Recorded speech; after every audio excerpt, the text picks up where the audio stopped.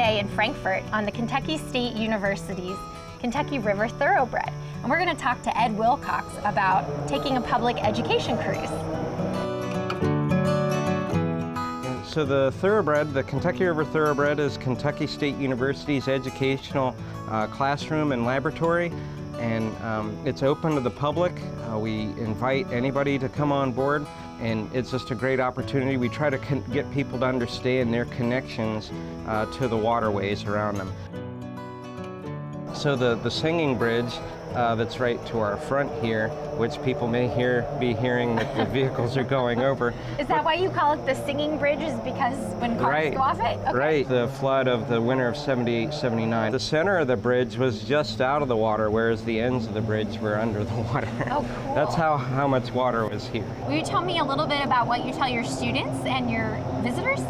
Sure. So our flagship program for the public is a history tour, and it focuses on the river. So we'll start like 450 million years ago and talk about how this wasn't even a river back then, but then just work our way up through history to talk about how the river got to be the way it is now. And then along the way, I try to address people's concerns over the condition of the river. So you get a lot of tourists who come on your boat. How is your program different when you're teaching a school than when folks come on a weekend for a tour? For school groups, if they're older learners, I'll talk about the water quality, and they'll get to sample the river.